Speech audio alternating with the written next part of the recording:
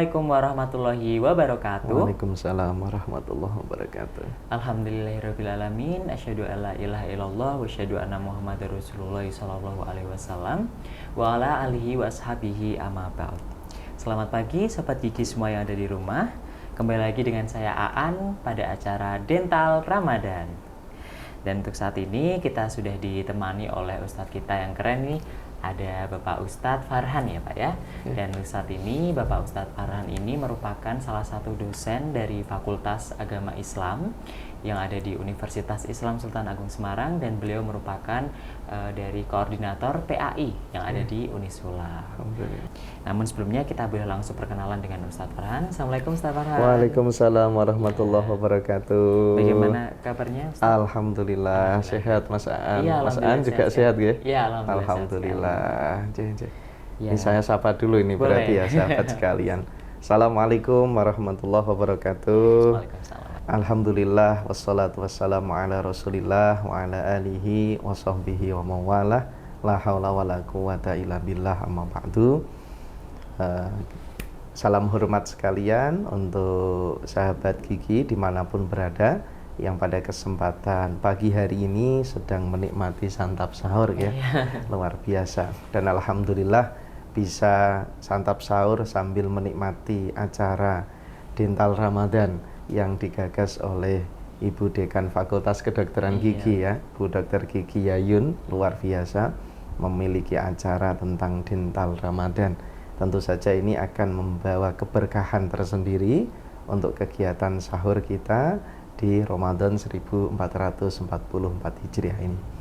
Kesibukan kali ini bagaimana Bapak untuk di tengah-tengah puasa kali ini? Iya, jadi memang puasa 1444 Hijriah ini terasa memang berbeda dari sebelum-sebelumnya. Iya. Karena dulu mungkin masih diselimuti oleh COVID ya, tapi sekarang alhamdulillah sudah mereda dan kita sudah banyak aktivitas juga baik di dalam maupun di luar kampus ini ya.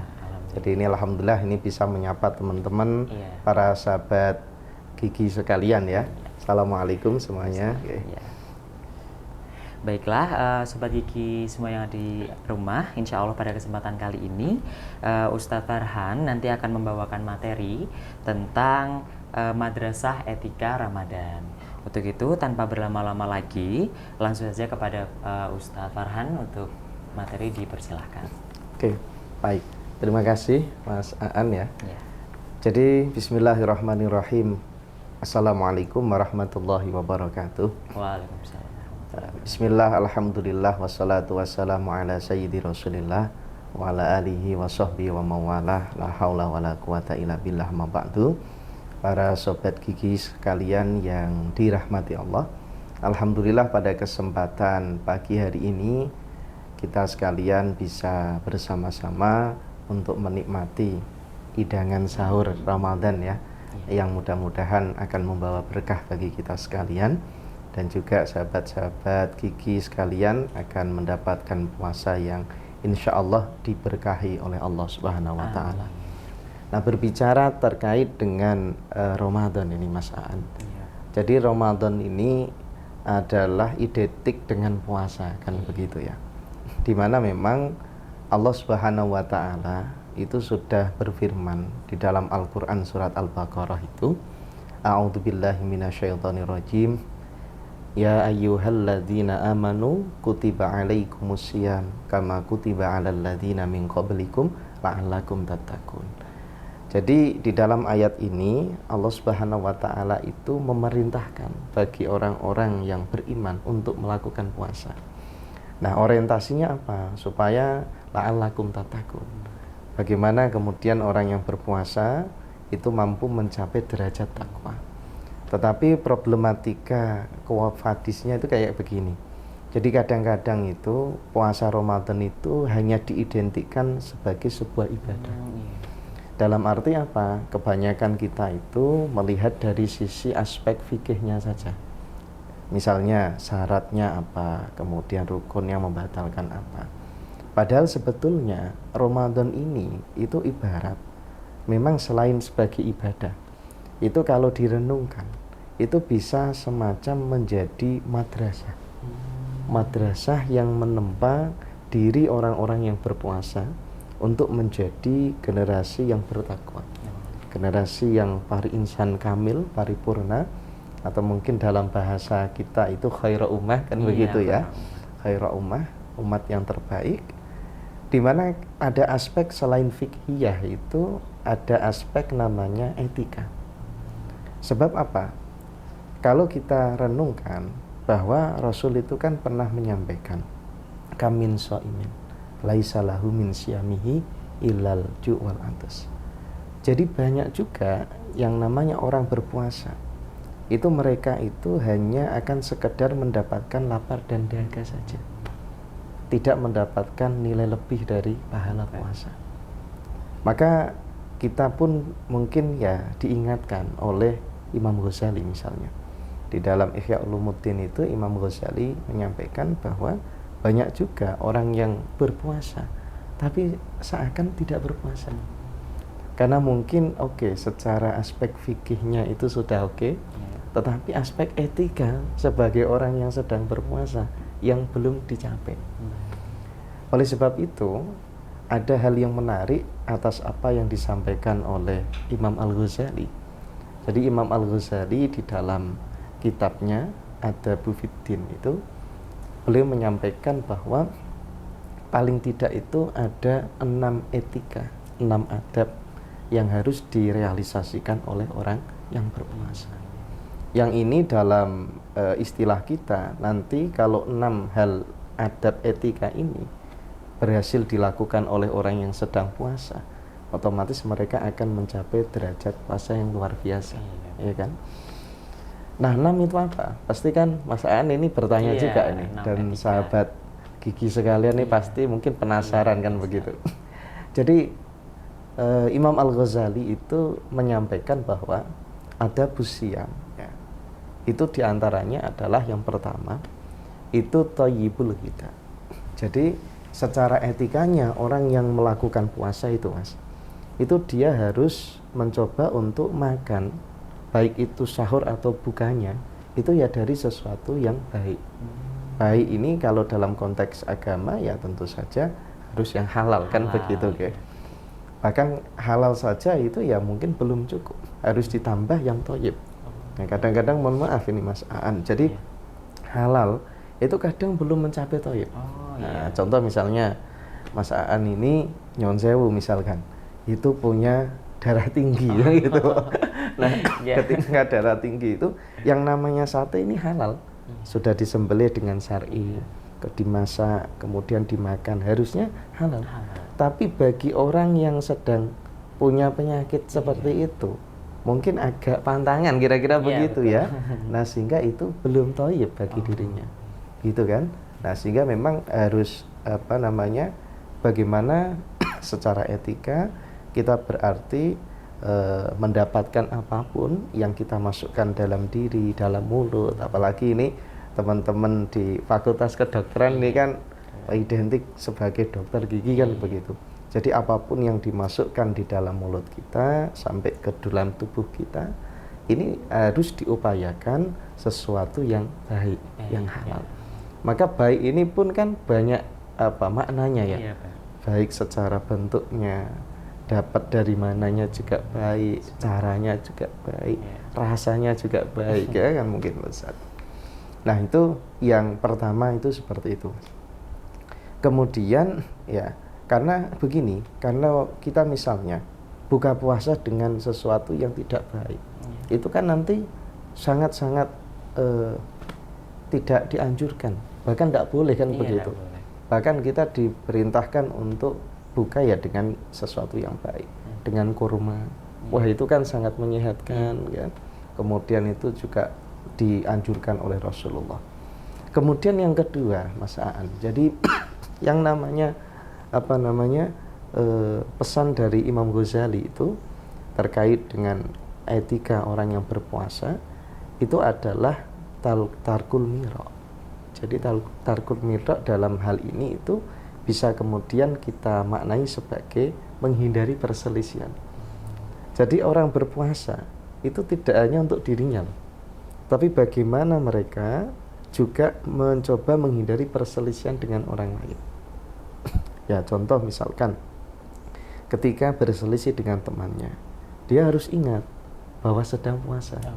Iya kan? Iya. Kalau sedang puasa, wah nanti berselisih, bertengkar, itu kan akan menjadikan puasanya ini menjadi kurang mencapai derajat yang bagus ya. Apalagi kalau kita lihat itu Mas Aan, jadi Imam Ghazali itu pernah mengklasifikasikan ada 3 strata orang yang berpuasa gitu. Jadi teman-teman sahabat gigi sekalian, yang pertama itu ada tingkatan yang namanya puasanya orang awam. Jadi orang biasa yang mereka itu ketika puasa biasanya ya sekedar yang penting tidak makan, tidak minum, wis pokoknya saya kan tidak makan, tidak minum kan begitu. Nah itu orang-orang yang biasa. Tetapi ada juga tingkatan derajat yang kedua Mas Aan. Jadi namanya adalah puasanya khawas. Khawas ini orang yang terpilih khusus. Nah siapa orang yang khusus? Orang-orang soleh, dimana beliau-beliau ini berpuasa tidak hanya sekedar untuk menahan diri tidak makan tidak minum saja, tetapi mencoba untuk menjauhi hal-hal yang dilarang dan seterusnya, kemudian melakukan perintahnya. Dan ada derajat strata yang paling tinggi Mas, yaitu namanya adalah khawasul khawas atau khususul khusus, orang yang sangat khusus. Derajatnya para nabi, para rasul. Itu memang puasanya luar biasa, super kalau itu. Ya mungkin bagi kita ya orang awam, syukur bisa masuk ke tingkat yang khawas kan kira-kira itu. Nah, maka Imam Ghazali itu melatih etika orang yang berpuasa itu untuk menghindari perselisihan. Karena memang perselisihan kadang sesuatu yang besar terjadi itu dimulai dari kecil Mas. Kadang mohon maaf beda paham. Nah ini kadang-kadang menjadi rame ya. Maka beda paham rame, apalagi beda pendapatan. Ini tambah rame lagi ya kadang-kadang di masyarakat ya. Nah oleh sebab itu apa? Perselisihan ini perlu dihindari. Karena apa? Islam ini suka al-ittihad, persatuan. Maka al-ittihad itu asasun najah. Bahwa yang namanya persatuan itu akan menjadikan kuat. Maka bangsa ini kalau coba orang-orang itu semuanya yang berpuasa, apalagi sebagian besar Muslim di Indonesia ini kan banyak sekali. Mereka mengimplementasikan madrasah etika Ramadan itu dengan menghindari perselisihan. Wah, yang terjadi nanti disintegrasi bangsa itu tidak ada. Karena memang semuanya itu merasa bahwa perselisihan itu memang harus dihindari. Kalau toh ada perbedaan, itu fitrah. Jadi perbedaan ini fitrah. Tapi dengan perbedaan bukan menjadi berpecah, tetapi saling mengisi antara satu dengan yang lain. Contoh kecil misalnya, kalau kita lihat ini, bata yang tersusun rapi, sebuah bangunan itu. Jadi bangunan itu, apakah tersusun dari sebuah elemen yang sama? Tentu kan tidak ya. Ada di situ unsur penyusunnya, batu bata, ada semen, ada pasir, ada air. Mereka penting, masing-masing tempatnya penting. Dicampur jadi satu, bisa menjadi kuat seperti itu. Bahkan kita mau rubuhkan tidak bisa. Tetapi kemudian setelah jadi bangunan seperti itu, kemudian ternyata diplester dan dicat. Ketika dicat, yang kelihatan tampil di luar itu catnya. Tapi kemudian pondasi itu tidak komplain. Saya ini kan bagian yang paling menguatkan. Tok enggak disebut, enggak kelihatan kan kira-kira begitu. Tapi tidak masalah, karena itu saling menguatkan satu dengan yang lain. Yang namanya cat tidak bisa menjadi batu bata, batu bata pun tidak bisa menjadi cat. Tetapi batu bata, cat, pasir, semuanya bersatu, tidak berselisih, maka menjadi bangunan yang kuat dan bisa untuk memberikan perlindungan. Kira-kira kan begitu. Kemudian yang ketiga, Mas. Jadi yang ketiga itu Imam Ghazali itu menyatakan bahwa orang yang berpuasa itu secara etika dia itu harus mujanabatul ghibah. Nah ini sesuatu yang memang paling sering terjadi nih. Apalagi ini anak muda era medsos ya Mas ya. Nah jadi mujanabatul ghibah ini adalah menghindari menjauhi ghibah. Ghibah itu apa toh? Kalau bahasa Jawanya ngerasani. Ngerasani. Atau apa ya istilahnya? Ya kalau sekarang itu gosip itu ya. Iya, gosip. Nah, gosip. Apalagi sekarang ini era medsos. Wah, ini luar biasa sekali. Sulit kita membendungnya. Bahkan kadang-kadang kita itu seharian, karena puasa ini kan seharian. Kadang-kadang kita itu lupa sedang puasa. Kadang-kadang asik sekali nonton WA grup. Ada perdebatan apa, kemudian mereka gibah sana, gibah ke sini. Kadang kita tuh ikut komentar juga. Memperkeruh suasana kan kira-kira begitu. Nah, ini jadi problem. Nah, oleh sebab itu bagi orang yang berpuasa secara etika, bagaimana mereka mencoba untuk menahan dirinya sendiri dan juga menahan masyarakat untuk melakukan itu. Maka kalau ada berita-berita yang datang kepada mereka, fatabayanu, bertabayun, benar enggak kira-kira berita seperti itu? Tidak langsung kemudian di-share sana sini. Ya karena ini memang ada, kalau saya bahasanya ya ghibah modern, Mas. Atau ghibah milenial lah. Kalau ghibah klasik zaman dulu itu kan ya orang-orang ibu-ibu rumah tangga itu kan rasan-rasan di ya ngumpul gitu. Ngerumpi ya biasanya ya. Tapi kalau sekarang itu nggak kelihatan ngumpulnya, tapi di grup WA itu sudah terjadi apa ghibah milenial. Wah ini tapi ini efeknya itu malah lebih berbahaya. Sebab apa? Sebab durasi kecepatan untuk penyebaran informasi seperti itu sangat cepat, Mas. Dan bahkan kalau kita lihat di dalam kitab Tajridus Shorih namanya, kitab hadis, itu ada salah satu bab itu namanya hadisul ifki. Jadi bab tentang hadis kebohongan. Jadi ceritanya Mas Aan, zaman dulu itu pernah terjadi di mana Siti Aisyah, istri Rasul, itu sempat digosipkan. Ya.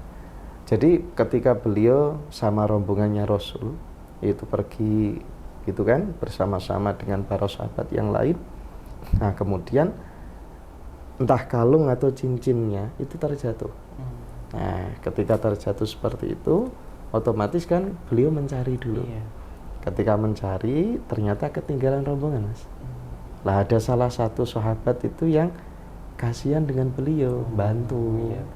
Ketika bantu mencarikan, oleh orang munafik itu belum ada potret ya zaman dulu ya. Tapi kemudian itu diberitakan bahwa terjadi sesuatu apa ini antara beliau berdua. Kok rombongan sudah pergi berlalu, ternyata ini masih kan begitu. Maka berita ini tersebar, Mas. Ketika tersebar, awalnya Rasul itu ya nggak percaya juga. Tetapi pada akhirnya karena penyebaran yang namanya berita ini menghegemoni, jadi berita bohong itu hasil ghibah itu bisa mempengaruhi cara pandang seseorang, sehingga awalnya tidak percaya menjadi percaya. Yang awalnya percaya menjadi tidak percaya. Nah, oleh sebab itu karena kondisinya seperti itu, delalah ayat Al-Quran tidak cepat turun juga saat itu. Ini memang ujian kan kira-kira begitu. Walaupun akhirnya juga Rasul diberikan informasi oleh Allah bahwa yaitu tidak benar. Maka fatabayanu kan begitu. Itu tetapi efeknya tadi kan untuk membersihkan nama baik itu juga sulit. Kemudian sebagian para sahabat itu juga sempat emosi sampai begitu. Nah, ini memang efek daripada berita-berita bohong ataupun hasil gosip ghibah. Maka ini bagi para sahabat-sahabat dokter ini, dokter gigi khususnya, ini bisa menjadi jalan dakwah juga ini. Jalan dakwahnya begini, kalau ada orang yang sakit mulutnya atau apa, ya mungkin salah satunya itu ya diingatkan juga ya, jangan-jangan ini harus dikurangi ini untuk ghibahnya. Dikurangi supaya apa? Supaya sehat lah. Tapi ya tidak kemudian ada korelasi yang secara signifikan. Tetapi itu bisa jadi jalan dakwah juga oleh teman-teman yang di bidang kesehatan ya. Nah, sehingga dalam konteks itu ya bagaimana kita mencoba untuk menjaga diri dan orang lain juga dari berita-berita seperti itu. Apalagi ini sahabat Gigi sekalian yang berada di tataran ranah akademis, ini tentu saja ketika mendapatkan sebuah informasi tertentu, tentu tidak serta-merta kita langsung diterima mentah-mentah kan begitu. Karena itu yang membedakan dengan orang awam, otomatis kan gitu. Harus dicoba untuk ditelusuri kebenarannya kan begitu. Iya, betul. Maka dalam istilah riset itu kan juga begitu kan. Iya, Pak. Dari mana itu sumber rujukannya, kira-kira begitu. Kemudian tadi nomor berapa ya Mas? 3 ya? 3 ya? Iya. Ini berarti nomor 4 ya? Ini terlalu asik. Ya, jadi yang keempat Mas Aan, jadi ada etika orang yang berpuasa itu adalah rafdul kadzib. Jadi bagaimana orang itu yang berpuasa jangan sampai berkata dusta, berkata bohong. Memang kan sebetulnya kan tidak makan, tidak minum, harusnya kan puasanya oke-oke saja. Tetapi kan derajatnya nanti kualitas puasanya kan, walaupun dia tidak makan, tidak minum, tapi kalau berbohong lah problem kan. Maka secara etika orang yang berpuasa itu menolak untuk berdusta. Jadi apa yang dikatakan yang baik-baik, bahkan kemudian juga memperbanyak zikir kan begitu, karena ala bidzikrillah tatmainnul qulub. Dengan berzikir hati menjadi tenang. Apalagi kemudian kalau kita berbicara pahalanya orang puasa Mas, ini memang sangat besar. Saking besarnya itu sampai seakan tidak terdefinisi. Iya. Iyalah, Masya Allah. Nah, bahkan ada satu hal yang menarik ketika disebutkan di dalam salah satu hadis bahwa yang namanya pahala berpuasa itu kan langsung Allah yang akan memberi, ya, wa ana ajazi bihi. Dan Allah itu di dalam hadis itu, hadisnya Rasul ya, hadis qudsi ya, itu Allah yang akan memberikan pahala itu secara langsung. Timbul pertanyaan, apakah yang namanya ibadah lain itu bukan Allah yang memberi pahala? Ya Allah juga. Tapi kenapa di dalam puasa ke Allah akan menegaskan betul-betul kan gitu. Maka ada salah satu kitab yang ditulis oleh Syekh Al-Masyad ya, Is'afu Ahlil Iman itu bahwa Syekh Al-Masyad itu memberikan taklik di dalam hadis itu. Paling tidak kenapa kok kemudian Allah itu mengunggulkan ibadah puasa. Jadi karena pertama, puasa ini adalah ibadah yang secara implementasi ibadahnya itu berbeda dengan ibadah lain Mas. Contoh, kalau Mas Aan melakukan sholat, itu bisa diidentifikasi oleh saudaranya ya. Oh, sedang sholat. Iya. Ya. Kalau berzakat bisa diidentifikasi. Minimal orang yang menerima zakat itu tahu. Oh, si Mas Aan itu yang di FKG Unisula ya, itu saya di zakat, kira-kira begitu. Tetapi kalau puasa ini beda Mas. Karena apa? Durasi jangka pelaksanaan ibadah puasa ini kan sangat lama. Dari mulai coba terbitnya fajar sampai terbenamnya matahari.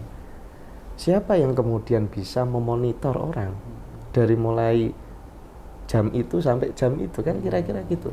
Pasti sulit. Maka sekalipun misal contoh, ada dua orang yang duduk sama-sama lemesnya. Dia duduk di masjid menunggu buka puasa, sama-sama lemesnya. Mas Aan bisa tidak mengidentifikasi mana yang betul-betul puasa dan tidak? Tidak ya, bahasa Jermannya itu tidak ketara. Ya, jadi tidak apa ya, tidak ketahuan. Karena apa? Karena itu adalah ibadah yang memang hanya Allah yang bisa mengidentifikasi dan memberikan reward berupa pahala. Dan bahkan Syekh Al-Masyad juga menyampaikan pahala orang yang berpuasa ini istimewa dibanding dengan yang lain. Walaupun ya ibadah sholat itu sangat istimewa. Tapi kalau sholat itu kan, misalnya kalau Mas Aan jamaah, apalagi nih kalau di Unisula ini kan luar biasa ya, Masya Allah sahabat Gigi. Jadi kalau di Unisula itu ada istilahnya budai, budaya akademik Islami, yang mana salah satu ajarannya adalah melakukan kegiatan sholat berjamaah. Jadi istimewa. Pokoknya masjidnya itu, wah kalau di masjid rasanya adem sekali ya, itu bisa melakukan sholat jamaah. Nah itu kalau sholat sendiri dengan sholat jamaah itu kan apa namanya, dia bisa wa isyrina darajah, dilipat gandakan 27 derajat. Artinya ada nominal yang disebutkan, ada ukurannya. Misalkan juga Mas Aan itu melakukan kegiatan sodakoh atau zakat atau sodakoh lah. Jadi kalau sodakoh itu kan di Al-Quran juga disebutkan, oh sampai misalkan 700 kali lipatnya. Tapi kalau puasa itu tidak ada pahala yang berupa ukuran angka. Ya, tetapi ada yang menyebutkan bahwa ketika orang berpuasa itu apa? Akan mendapatkan dua kebahagiaan. Lisoimi farhatani, farhatun indal iftar, indal futur. Jadi kebahagiaan ketika sedang berbuka puasa. Wah seneng kan Mas An kalau mau buka itu kan pasti. Wah pasti apapun dibeli semuanya. Nah itu kemudian ketika seperti itu, dan yang kedua kebahagiaan farhatun indaliqa'i rabbi, ketika ketemu dengan Allah di surga. Karena apa? Kalau ibadah yang lain itu paling hanya mendapatkan apa namanya, oh nanti masuk surga. Tapi kalau puasa tidak sekedar masuk surga, liqa'i rabbi, ketemu dengan Allah. Karena boleh jadi di surga itu kan tingkat-tingkatan. Ada yang mungkin ya yang bisa ketemu, ada yang tidak. Ada yang ditemui, ada yang tidak mungkin. Walaupun mungkin di emperan istilahnya ya, itu sudah nikmatnya luar biasa. Nah, apalagi ini puncaknya. Bahkan ada salah satu pintu di dalam surga itu yang disebutkan di dalam hadisnya Rasul, itu namanya adalah Babu Royan. Jadi pintu Royan. Royan itu khusus VIP, karpet merah ya, karpet hijau untuk orang yang berpuasa. Nah, jadi nanti diingat-ingat Mas Aan itu kalau masuk pintunya sebelah mana. Yang sahabat Kiki rahimakumullah yang sedang berpuasa ya. Jadi memang menghindari atau menolak dari berkata bohong. Termasuk ini sahabat Kiki sekalian, bohong dengan diri sendiri, dengan orang lain, apalagi dengan orang tua. Nah ini kadang-kadang ini mohon maaf ya, wah kadang-kadang ini kita sering kan begitu ya, betul. Apalagi kalau masih sekolah itu, wah ini supaya jajannya ditambah itu kan. Nah maka di Unisula ini Mas Aan itu kan diajarkan program Pak Rektor yang luar biasa, itu ada Birrul Walidain. Selain ada budaya akademik Islami, dikuatkan dengan Birrul Walidain. Jadi bagaimana bisa taat kepada orang tua, termasuk taat pada dosanya, kemudian taat pada orang tua, dosanya sayang kepada mahasiswa, orang tua sayang kepada putra-putrinya, sehingga nanti menjadi generasi khairul ummah yang sukses dunia akhirat. Nah ini memang luar biasa. Jadi memang kalau di Unisula ini istimewa sekali. Jadi akan mengantarkan bagi teman-teman, apalagi kalau kuliah di FKG ya. Kebetulan saya juga ada apa namanya, ada mata kuliah juga di FKG ya. Ya. Jadi kebetulan diminta salah satunya. Bahkan sekarang itu ada bahasa Arab itu. Istimewa sekali. Istimewa sekali. Jadi FKG ada bahasa Arab. Wah ini memang keren ya, untuk membekali nanti untuk bisa memahami bahasa Al-Quran ya kan. Kemudian juga karena lughatul Arabiyyah lughatul ahlul jannah, jadi bahasa daripada ahlu jannah ya. Kemudian juga lughatul Quran, wah luar biasa, ini memang istimewa FKG. Maka memang FKG Unisula ini adalah satu-satunya ya fakultas kedokteran gigi yang unggul ya, terakreditasi unggul. Jadi keren sekali, luar biasa. Nah kemudian yang tadi keempat ya, sekarang kelima Mas Aan. Waktunya masih apa enggak ini? Asik sekali nih ya. Jadi sebentar lagi ya, mungkin 3 menitan. Jadi ada yang namanya kelima tarkul ada. Jadi etikanya orang berpuasa itu adalah bagaimana dia itu tidak menyakiti orang lain. Nah jadi jangan menyakiti orang lain, tidak boleh. Bahkan ada ajaran kalau puasa itu harus berderma, memberi kepada yang lain. Iya kan? Orang berbuka dikasih buka, itu pahalanya dilipat gandakan. Kemudian yang terakhir Mas, yang keenam ini, karena ini mungkin sudah hampir imsak ini ya. Oh, Ya, jadi ada yang namanya orang yang berpuasa itu harus mencoba untuk dia jawarehnya. Ini apa istilahnya, anggota badan ya. Jadi orang yang berpuasa itu bagaimana kemudian sonu jawareh anil kobai. Jadi bagaimana menjaga anggota tubuh mereka, anggota diri dari sesuatu yang tidak baik. Ya, tidak hanya perkataan, tapi semuanya tidak boleh. Karena kan diawasi oleh Allah dari mulai awal sampai akhir ketika berbuka itu. Jadi bagaimana supaya kualitas puasanya secara etika akan bagus. Nah, oleh sebab itu sahabat Gigi yang dirahmati Allah, Ramadan ini menjadi sebuah madrasah ataupun semacam sebuah lembaga kegiatan yang menempa kita menjadi pribadi yang penuh dengan etika. Tentu etika ala orang yang berpuasa Ramadan.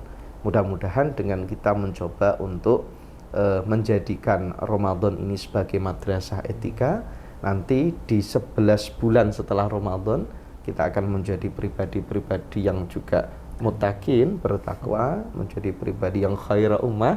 Nah, ini apalagi teman-teman sekalian semuanya, mudah-mudahan kita akan menjadi pribadi yang diridhoi oleh Allah Subhanahu wa taala. Nggih, kurang lebih itu Mas Aan nggih. Matur nuwun dari saya.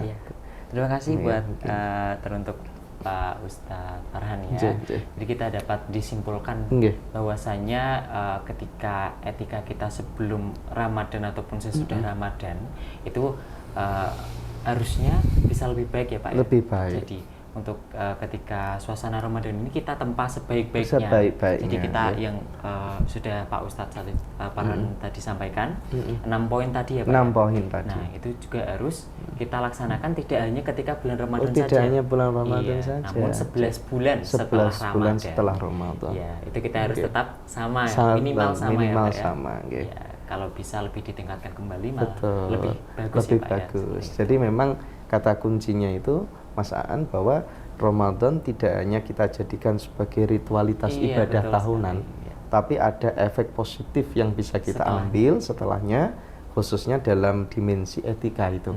Nah, sehingga setelah keluar dari madrasah Ramadan, sahabat Gigi sekalian akan menjadi pribadi yang muttaqin, pribadi yang khaira ummah.